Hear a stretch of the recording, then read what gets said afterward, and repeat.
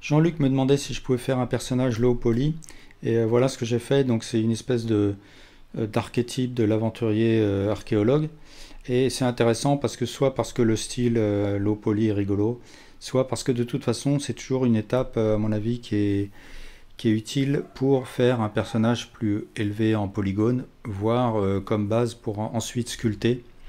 Et ensuite j'ai peint avec une texture, une image texture. Donc on va voir ça. Donc je vais commencer par un cube et je vais en mode edit le couper en deux, supprimer la moitié et dans les modifiers je lui attribue un mirror, et de cette manière là tout ce que je ferai d'un côté sera répercuté de l'autre. Il faut que je pense à activer l'option clipping du mirror, et je vais faire un scale sur Y, donc SY, et je vais commencer par créer les membres du personnage très grossièrement. Donc je fais une extrusion sur X et je vais lui faire une pose qui sera une pose en T, c'est-à-dire les bras écartés, typiquement qu'on peut utiliser ensuite pour lui attribuer une armature, etc. Je vais faire un scale sur Y et je vais couper ici avec un edge loop, donc CTRL R, et je vais extruder vers le bas les jambes, et ensuite je vais faire un CTRL R et ici faire une extrusion, et ensuite je fais une extrusion vers le haut, et là je fais un CTRL R et je fais une extrusion.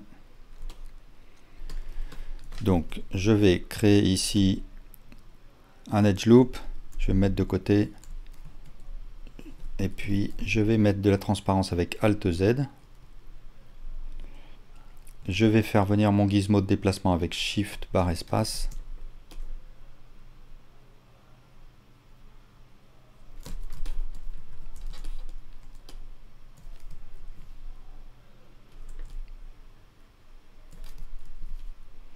Là, je vais créer deux edge loops dans le corps, et je vais un peu travailler le profil comme ça.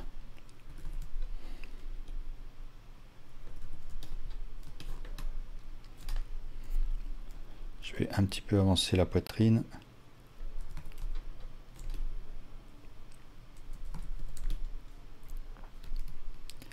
Je vais créer un edge loop ici. Et je vais sélectionner cet anneau de vertice. Et je vais faire un Alt Shift S pour faire un To Sphere. Donc qui va arrondir en fait ma sélection. Là, je vais créer un edge loop. Là, je vais aussi faire un To Sphere, donc Alt Shift S. Et là, je peux régler la quantité. Alors, il faut que je change un petit peu les proportions. Je vais un petit peu l'agrandir comme ça. Je vais commencer à créer des détails. Donc là, je peux créer un edge loop comme ça ici. Je vais faire une extrusion. Hop.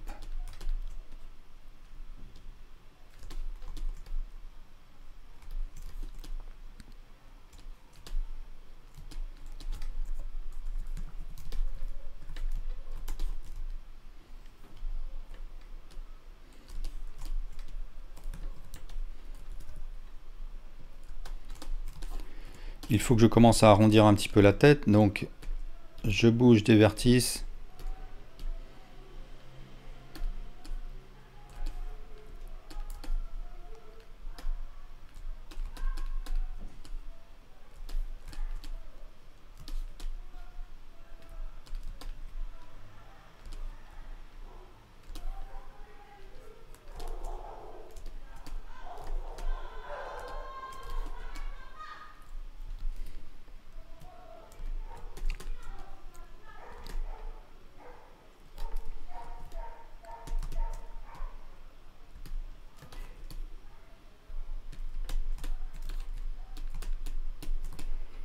Là, je vais faire une extrusion et puis une légère rotation sur Z.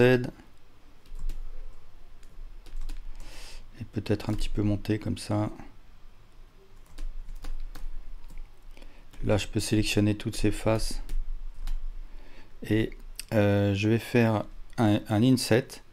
Et je vais presser sur B pour que ça colle à l'axe de mon mirror. Parce que si je represse sur B, ça va cesser de coller à la bordure. Donc B comme border. Je vais faire un S sur Z. Je peux faire une extrusion comme ça. Et peut-être lui donner une barbe. Donc sélectionner, faire un edge loop ici et faire une extrusion comme ça. Là, mon oreille, elle arrive peut-être un petit peu trop en avant.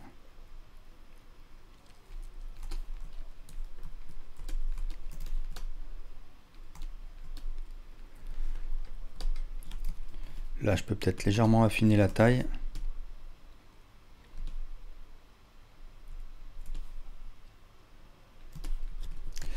Là, je vais un peu affiner la base.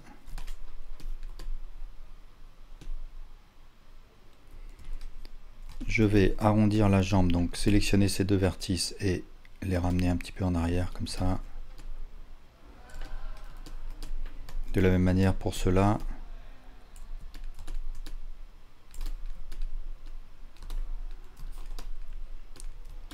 De la même manière pour ces vertices-là. Ce qu'il faut, c'est que je rajoute un petit peu de mollet, là. Donc je vais créer un edge loop. Et je crée du mollet comme ça. Ça, je le ramène un petit peu en arrière. Et là, il faut peut-être que ce soit un petit peu plus rond, comme ça. De la même manière ici, je peux un petit peu tirer cette série de vertices. Bon, G, X. Là, de la même manière, je peux sélectionner ces vertices et je les déplace un petit peu.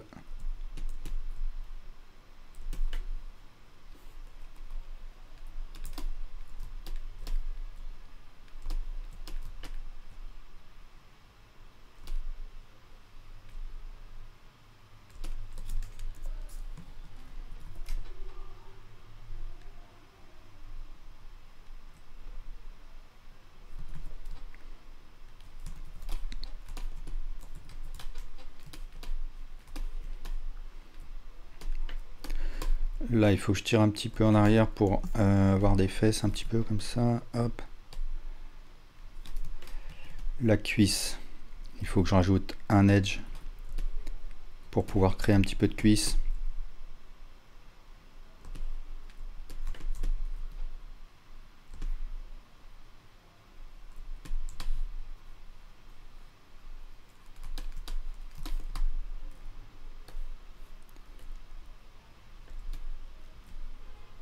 Alors ça, je peux peut-être le remonter un petit peu et puis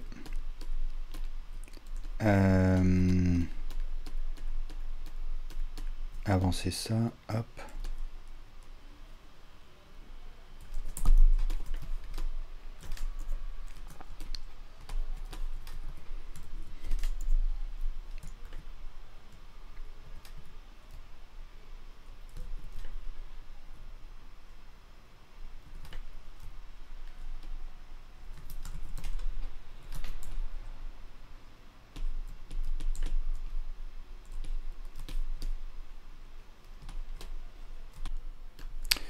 Alors ensuite, je vais créer le chapeau.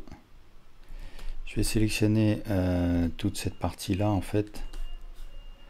Je vais la dupliquer. Je vais faire un... Et là, je peux tirer comme ça pour arrondir. Je sélectionne tout avec L. Je vais faire une extrusion. Là, je vais sélectionner cet edge. Je vais le déplacer vers là, sur Y. Là, de la même manière. Et puis, je vais sélectionner tous ces vertices et faire une extrusion. Et ce qu'il faut, c'est que en fait cette partie là, elle remonte un petit peu comme ça. Je sélectionne tout avec L et je vais faire un scale.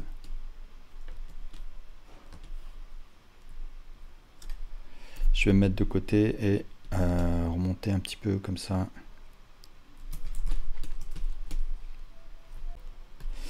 Alors, je vais peut-être attaquer les mains. Donc je vais faire un scale sur Y, une extrusion. Et je vais faire quelque chose de très simple. Je vais faire juste un pouce peut-être. Donc je sélectionne ces vertices. Je fais une extrusion. Et je fais un scale sur Y. Et si jamais... et je peux faire un scale sur Y ici.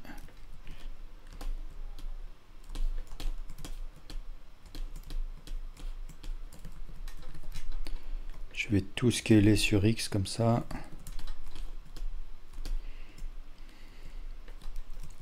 Ici, je vais rajouter un edge loop. Là, je vais faire un scale sur Y. Je vais rajouter un edge loop. Et je fais un scale sur Y pour le gonfler un peu.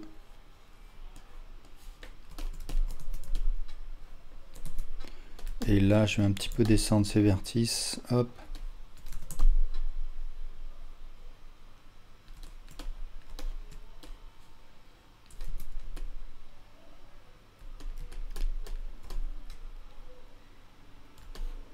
Et là, je vais un petit peu descendre ces vertices aussi. Il faut que je rende le coup un petit peu moins carré. Donc je vais sélectionner ces vertices. Ces vertices.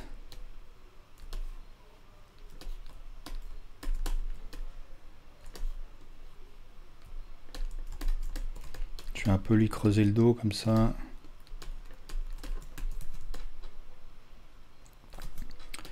Lui gonfler le torse un petit peu. Hop.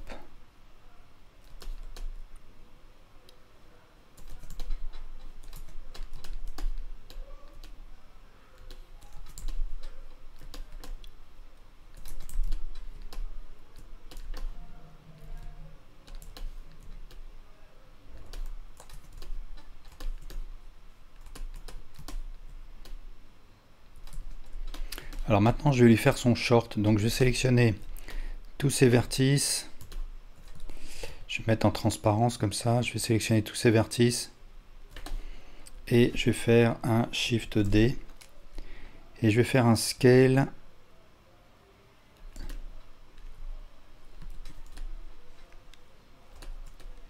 et je sélectionne ces vertices, je fais E pour extruder et je fais un scale vers l'intérieur. Et là, de la même manière, je fais E pour extruder et un scale vers l'intérieur.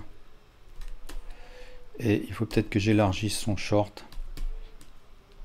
Je vais me mettre en sélection de face et puis je vais l'étirer vers le bas comme ça.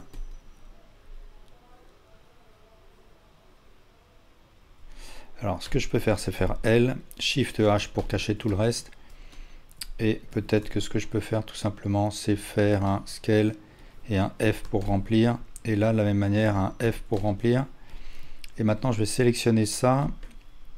Je vais faire un edge loop, pardon. Je vais me mettre en mode sélection de face. Je sélectionne cet anneau de face. Et je presse sur E pour extruder. Et S avec un Shift Z. Et puis Alt H pour faire tout revenir. Alors là, il faut que je change un petit peu les proportions, peut-être. Je vais me mettre en transparence et je vais peut-être un petit peu déjà rapprocher les jambes. Hop. Là, peut-être affiner un petit peu.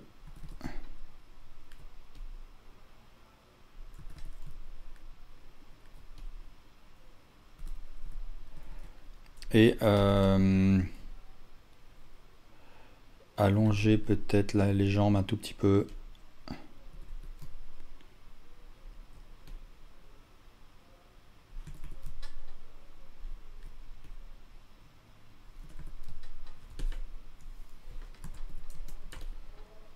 comme ça. Alors pour ce qui est des chaussures, je vais sélectionner tout ça.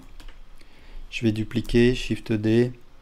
Je vais faire un léger scale ou plutôt un Alt S pour faire un fatten. Je vais faire Shift H pour cacher tout le reste. Je vais extruder vers le haut. Je vais faire un petit scale. Et puis après extrusion E et un scale et je ferme. Et ensuite, je vais sélectionner tout le bas comme ça. Je vais le descendre un peu. Je vais créer ici un edge loop. Et je vais sélectionner ces faces là, cet anneau de face. Je vais faire extrusion E et un scale sauf sur Z, donc Shift Z.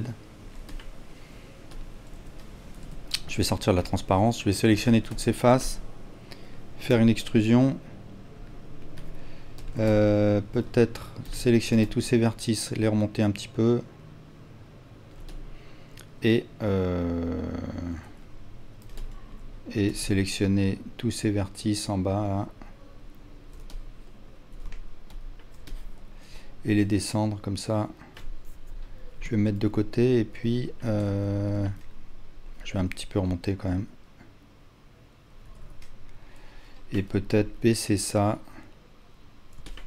et Alt H pour ramener tout.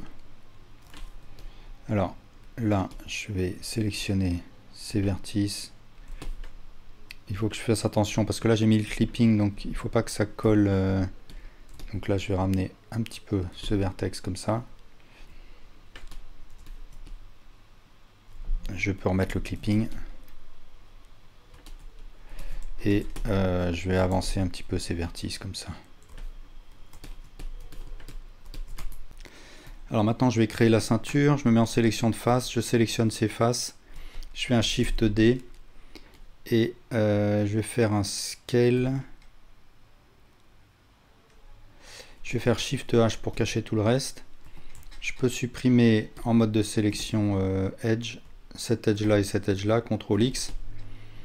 Et je peux sélectionner tout ça et faire F pour fermer. Et là, de la même manière, je sélectionne le bas, je fais F. Je ramène tout avec Alt H.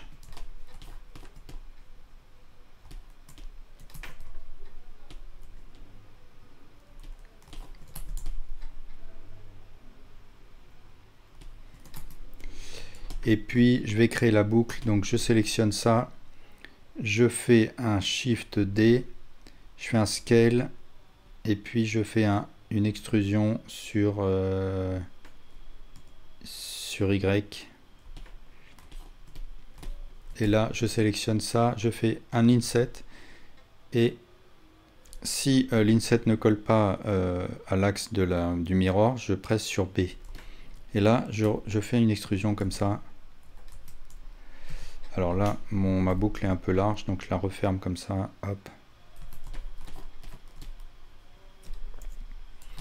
Alors il a les jambes un petit peu écartées, je vais faire Alt Z. Et je ramène tout comme ça, hop.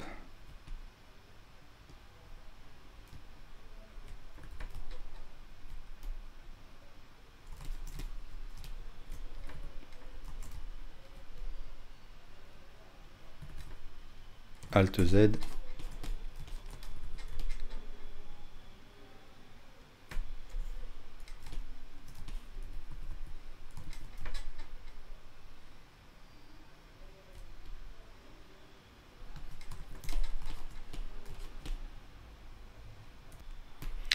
Je vais un petit peu l'allonger vers le haut, comme ça, verticalement. Donc je sélectionne tout ça et je fais comme ça. Alors maintenant je vais m'occuper de sa chemise, donc je vais rentrer en mode edit, je sélectionne, je vais mettre en ce mode de sélection de face, je vais sélectionner toutes ces faces là, ici, ici, et tout ça. Je vais faire un Shift D, Enter, et je vais faire un scale, un Alt S plus précisément, donc un fatten, et je vais faire un Shift H de manière à cacher tout le reste. Et je vais mettre en mode de sélection de vertice et fermer les trous avec F. La manche, je vais faire une manche retroussée, donc je vais sélectionner ces faces, Shift, enfin pas Shift, E tout simplement, et Scale et Shift X. Et ensuite, je vais créer le col. Donc je vais utiliser le couteau et je vais couper comme ça. Je vais un petit peu reculer ces faces là et couper au couteau comme ça. Et ensuite, je vais sélectionner ce vertex. Alors là, je vais activer Auto Merge et ici dans le snap, me mettre en mode vertice. Et là, je vais faire un snap comme ça. Je vais couper là avec le knife. Et là, de la même manière, je vais couper avec le knife, Enter. Je vais supprimer cet edge là, CTRL X. Et je vais sélectionner toutes ces faces et faire une extrusion sur Z.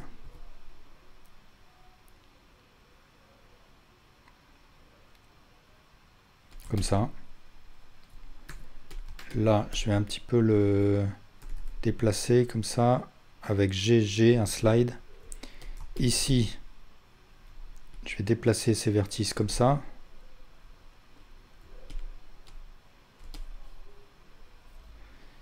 Et je vais faire un Alt H pour faire revenir mon personnage et voir comment ça se passe.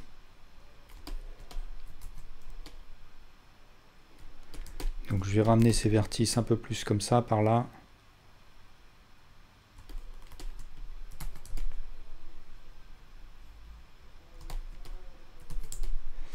Et ces vertices là à l'intérieur, je vais les ramener un petit peu comme ça.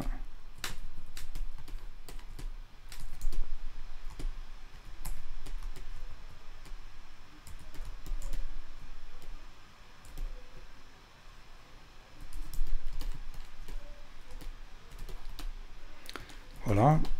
Ce que je peux faire aussi, c'est rajouter à son chapeau ici un edge et même deux edges. Donc là je fais un bevel et je sélectionne toutes ces faces et je les ramène un petit peu comme ça. Je fais un scale sur Y aussi.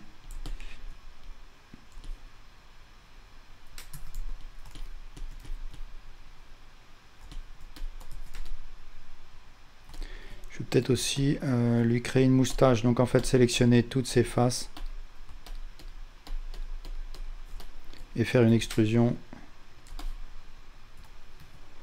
Descendre un petit peu ça. Et puis ce qu'il faut que je lui fasse, bien sûr, ce sont des lunettes. Donc je vais créer un circle, peut-être de 8 vertices. Je lui fais faire une rotation sur X à 90 degrés. Je fais un scale.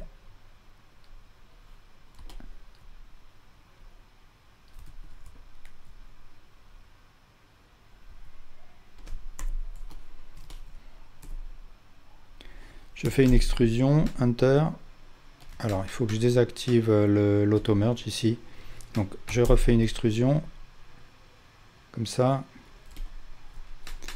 Je sélectionne tout avec L. Je fais une extrusion sur Y.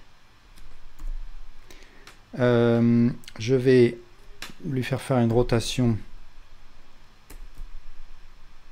Donc, quand je garde CTRL appuyé, ça fait de 5 degrés à 5 degrés. Et là, je vais faire une extrusion et supprimer la face, donc X.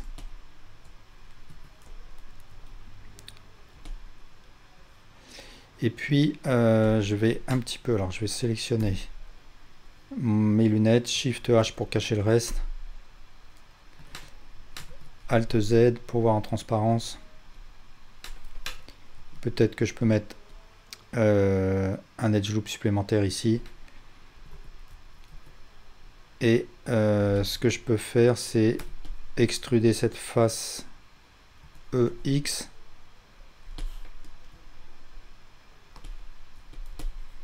et E, Y, Alt H pour faire revenir mon personnage.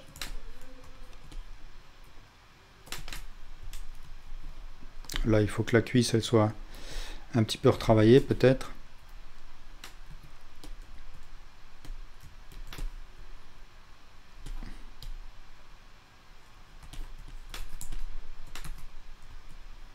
Je mets de côté et je vais déplacer un petit peu.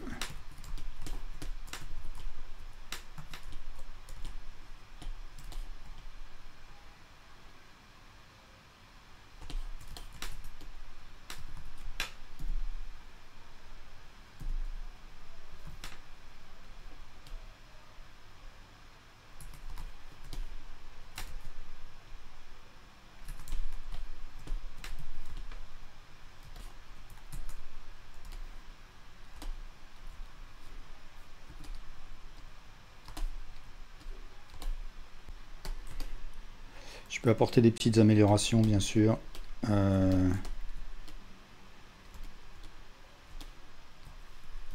Par exemple, je peux faire un inset ici et une extrusion.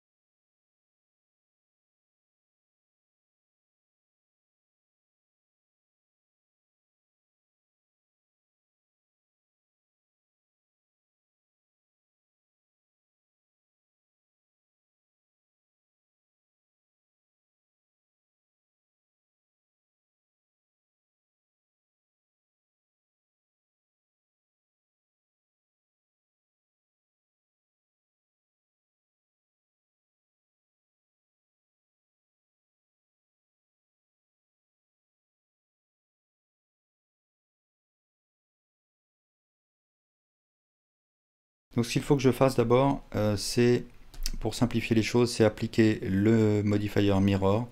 Je vais cliquer ici sur le menu déroulant et cliquer sur Apply, ou bien simplement j'ai le modifier sélectionné, je fais CTRL A et du coup ça a appliqué mon mirror.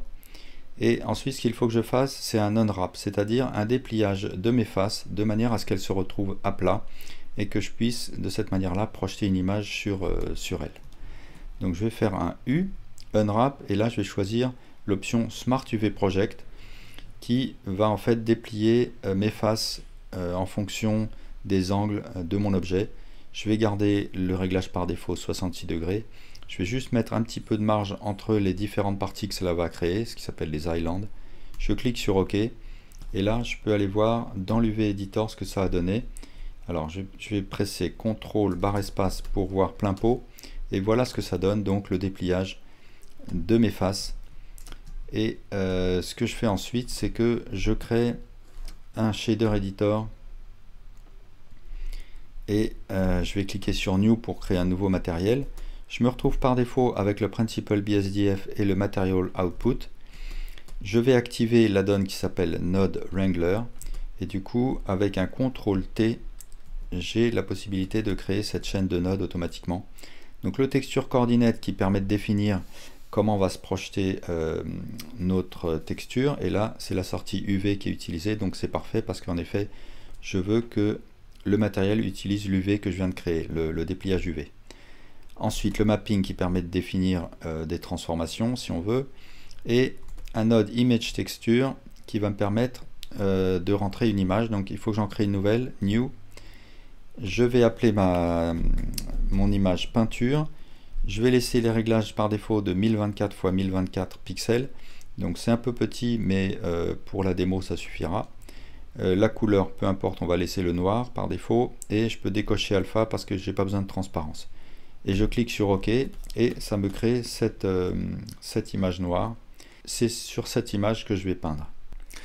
Alors à partir de là, ce que je peux faire, c'est basculer en mode Texture Paint. Donc je presse CTRL Tab, je choisis Texture Paint et ce que je peux voir ici, c'est ma brosse. Je peux changer sa taille avec F, je peux changer sa force avec Shift F.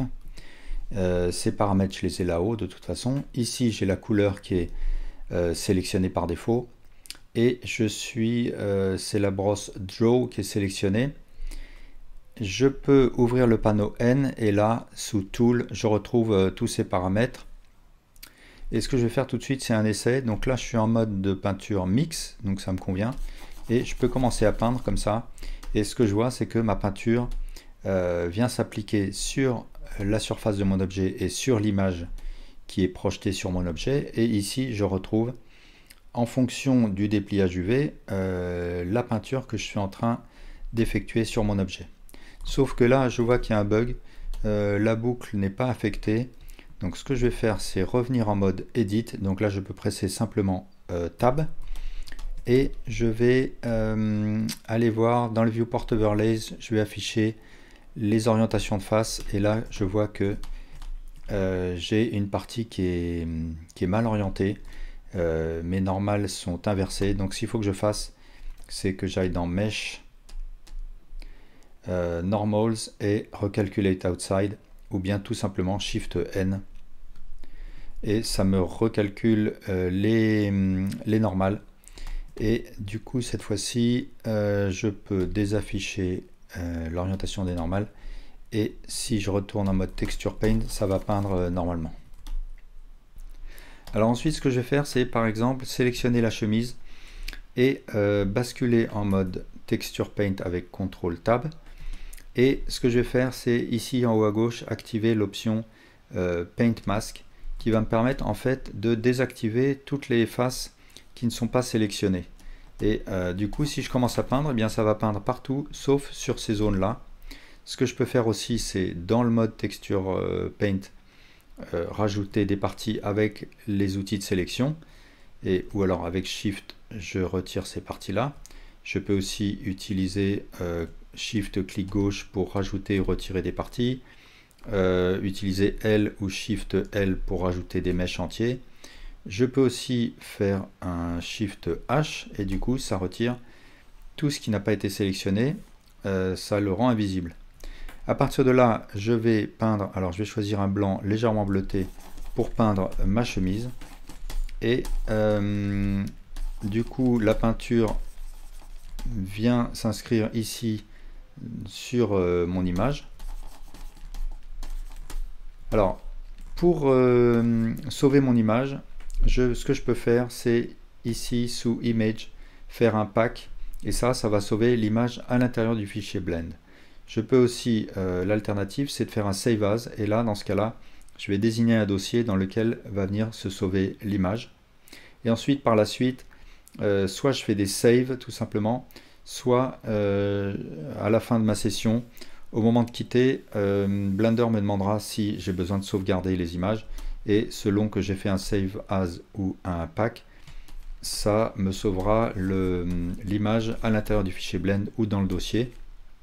Il faut noter aussi que si je fais un File External Data Pack All into Blend, ça me sauvera toutes les images utilisées, qu'il s'agisse d'images texture ou d'images de référence, à l'intérieur de mon fichier Blend. Alors une fois que j'ai terminé ma chemise, je peux revenir en mode Edit et faire revenir l'ensemble de mes mèches avec Alt H. Et là par exemple, je peux sélectionner avec L le corps, faire Shift H pour rendre invisible le reste. Et maintenant avec un simple Tab, je peux revenir en mode Texture Paint et là je vais sélectionner une couleur chair comme ça et je vais peindre mon personnage. Donc là ce que je peux voir, c'est que de la même manière la couleur vient s'imprimer sur mon image. Et ce que je peux faire, c'est par exemple cette fois-ci peindre une partie avec une autre couleur, donc par exemple la barbe. Donc ce que je vais faire, c'est préserver des zones en les désélectionnant. Donc par exemple, j'utilise le lasso avec Shift appuyé et je sélectionne toutes ces parties. Là, je fais un clic gauche avec Shift appuyé de manière à exclure ces parties-là aussi.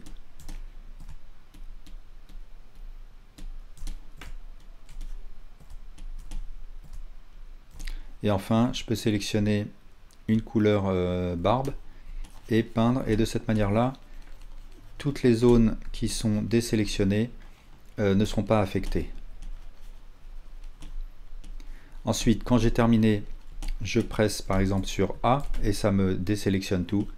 Et voilà le résultat. Donc là, ce qu'on peut voir ici, c'est un petit peu de pixelisation. Et ça, c'est parce que en fait, c'est ma résolution qui est un petit peu trop faible. Et d'ailleurs, si je vais dans l'image texture, ici, au lieu de linéaire, si je choisis closest, j'aurai une image exacte de mon image qui s'appelle peinture et non pas une image lissée. Linéaire permet de faire un lissage. Alors pour corriger cela, ce que je peux faire, c'est récupérer mon image, ma couleur rose. Donc il suffit que je mette mon curseur sur le rose, je presse S et automatiquement ça va aller me chercher la couleur. Et là, je peux corriger. Donc là, ma correction fonctionne correctement. De la même manière, je peux placer mon curseur sur le marron, presser S, ça va récupérer le marron. Et je peux prolonger la peinture des cheveux ici.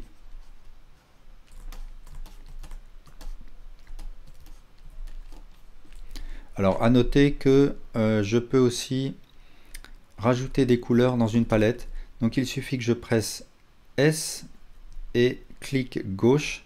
Et du coup, ça me rajoute ici des couleurs. Alors, ces couleurs, je peux les supprimer avec moins, je peux les dupliquer avec plus. Et ça me permet de mettre de côté toute une palette. Enfin, je peux me retrouver ici avec ce problème, c'est-à-dire une zone que je n'arrive pas à corriger. Donc là, ce que je peux essayer de faire, c'est ici, sous option, il y a une valeur bleed. Je peux essayer de l'augmenter pour voir si ça résout le problème. Donc en fait, cette valeur bleed, elle me permet de prolonger la peinture un petit peu au-delà de l'UV. Et parfois, ça peut être nécessaire pour corriger une mauvaise peinture. Donc là, ça ne corrige pas. Donc ce qu'il faut que je fasse, c'est que je repère où se trouve cette face sur mon image. Donc je vais repasser en mode Edit, je sélectionne cette face, je repère où elle se trouve, donc elle se trouve ici, et je vois qu'effectivement j'ai un petit peu de noir ici. Donc là j'ai deux solutions, soit je déplace un petit peu les vertices de mon UV, et du coup ça va faire disparaître le noir, puisque l'UV n'est plus superposé à ce noir là. Ou bien ce que je peux faire, c'est basculer ici en mode Image Editor. Je choisis le mode Paint et là je peux peindre en rose cette partie là. Donc je vais faire un CTRL Tab pour afficher plein pot. Et ce que je peux voir, c'est que si je peins ici comme ça, et bien de la même manière ça va venir corriger cette partie et ma petite tache noire a disparu. Alors bien sûr, après, je peux ajouter autant de détails que je veux. Ce qu'il y a, c'est que là, bien sûr, ma résolution est assez faible, donc je suis assez limité. Mais voilà le principe. Donc par exemple, là, je rajoute des détails sur la barbe. Alors une méthode différente aurait consisté en fait à créer une mosaïque de couleurs. Donc je peux le faire dans un éditeur d'image ou bien directement dans Blender en passant dans la fenêtre Image Editor et en choisissant le mode Paint. Et là par exemple je peux faire ma couleur chair, je peux faire ma couleur chemise, je peux faire un marron pour la barbe, un autre marron pour les chaussures, la ceinture, etc. Et ensuite, je sélectionne par exemple ma chemise, je fais un non-wrap de type Smart UV Project. Je mets un peu de marge, je clique sur OK, et ici dans l'UV Editor, je sélectionne tout, je fais un scale, je pose tout sur le bleu de manière à ce que cette partie de mon objet reçoive la couleur bleue, et ainsi de suite. Je sélectionne le corps, je fais un U Smart UV Project et je fais un scale, je place cette partie sur la couleur peau, la ceinture, les chaussures, je fais de la même manière un non-wrap, je les pose sur le marron, etc. etc. Peut-être que le pantalon, je le place sur le marron clair. Et voilà ce que ça donne. Bon, là, il y a ces parties qui ne sont pas calées correctement sur l'image, donc bien sûr, ça donne n'importe quoi. Et ensuite, je peux peindre de la même manière. À partir du moment où mes UV ne se chevauchent pas, ça ne posera pas de problème. Donc par exemple, là, je peux attraper ce marron et ensuite, je vais peindre sur la surface. Et là, de la même manière que tout à l'heure, ça va aller peindre sur l'image elle-même, etc. Voilà, et bien merci pour votre attention.